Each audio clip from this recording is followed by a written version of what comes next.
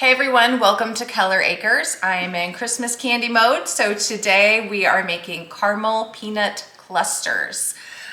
What you're gonna wanna do is line a nice big pan with either parchment paper or wax paper.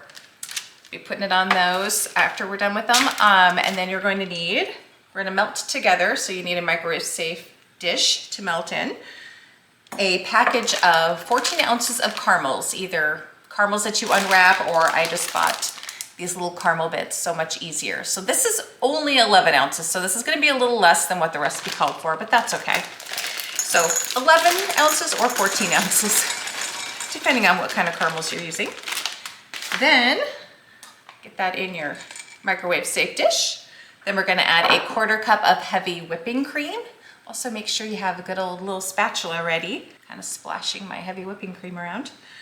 Then 1 tablespoon of butter and a teaspoon of vanilla extract or vanilla bean paste. I have a video on this. If you haven't seen it, this stuff is really good. I use it in place of vanilla extract. I just feel like it has more flavor and I love it. So I'm just gonna add in a little bit of that. I usually add a little more than a teaspoon.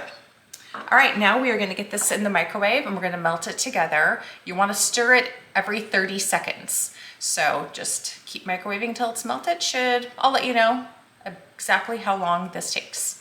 Okay, 1 minute and 45 seconds is how long it took for me to get my caramel mixture all nice and melted. To this, we're gonna add 1 cup of salted peanuts. Got my peanuts right here. And you could experiment with different kinds of nuts if you prefer. I'm just gonna do the peanuts today. Cashews would be really good. All right, so now what we wanna do is we wanna let this mixture cool for 20 minutes. And we wanna stir it every 5 minutes just to make sure that it doesn't harden. Then after that, we'll be scooping it by spoonfuls onto our wax paper lined cookie sheet. And then eventually we'll be dipping it in chocolate. So have your chocolate ready too. Well, you don't have to have it melted yet, but I guess know what chocolate you're using. 12 ounces of chocolate is what you'll be using, and I always melt mine with my avocado oil shortening. If you've watched any of my other candy videos or other videos that I've posted too, I really like this stuff. So I'll be mixing 2 tablespoons of this into my 12 ounces of chocolate when I go to dip these. So something to try. If you haven't tried it, they sell that at Target. It's really good. You can also use it in a pie crust, biscuits, you know, anything really that you're using butter in, you can replace it with the avocado oil shortening. Just kind of something fun to experiment with. So again, just make sure you're stirring this every 5 minutes or so over the next 20 minutes, and then we'll get it scooped out onto our cookie sheet. Okay, my mixture's been cooling now for 20 minutes. So it's nice and thickened up, and now I'm going to be dropping it by the tablespoon approximately onto my wax paper lined cookie sheet. Just using a spoon to spoon it out. I'm not actually using an actual tablespoon. And obviously if you want to make these a little bit bigger, you can. I have some other Christmas candy recipes out there if you're interested, videos on those. Peppermint patties, that's a really good one. Some good old-fashioned dark chewy caramels. Those are delicious. I make those every year. And some German chocolate truffles. Those were a hit at Thanksgiving. I had never made them before, and I will definitely be making them again. They're kind of a unique candy. You don't see German chocolate candy very often, at least I haven't. And they were just really, really good. So if you're a German chocolate fan, check that video out, give those a try. And after I'm done with these caramel peanut clusters, I'm going to be making some bourbon caramels. Chocolate covered bourbon caramels, actually.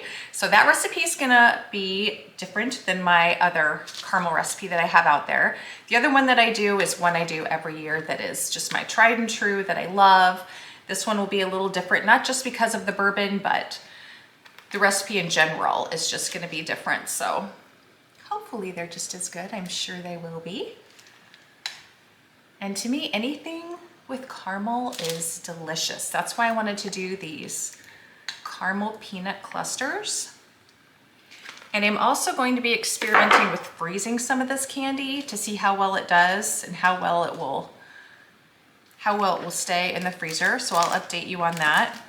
Kind of getting some of these a little too close together. I wasn't really paying attention.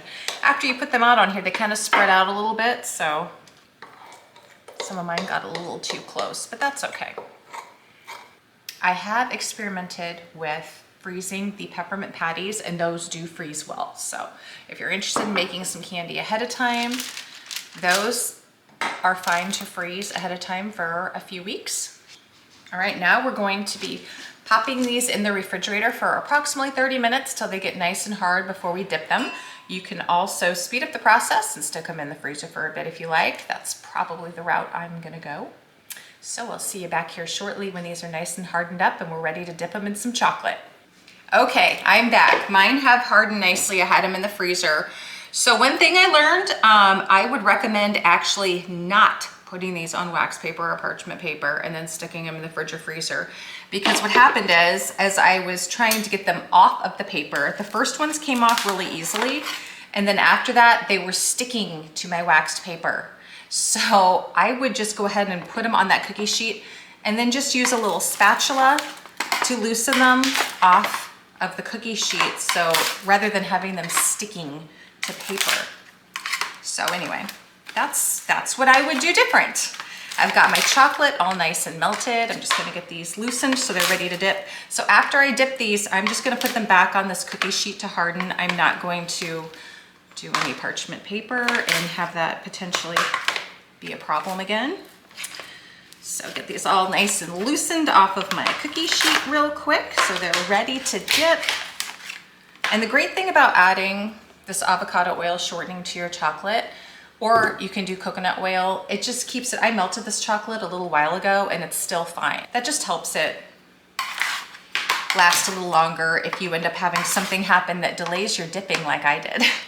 So I'm gonna go ahead and get these dipped in the chocolate. And again, these kind of start to get soft fast. So you kind of want to work fast before they get too soft. They just kind of really spread out when you put them on the pan, and they turned out a little bigger than I meant for them to. Then once we get these all dipped, just stick them in the fridge if you want them to harden up fast. Otherwise, you can just let them harden up on the counter. They're actually hardening up pretty quick. All right, they are all dipped and they do harden fast, which is nice. So I'm gonna go ahead and just see what this one tastes like. Just pull a little piece off, because like I said, I made mine kind of big. Delicious. Also very rich. Again, I'm gonna experiment with storing these in the freezer until a later date, since it's only the end of November, and I'll let you know how they hold up. Thanks for watching. Be sure to hit the like and subscribe if you're enjoying our videos.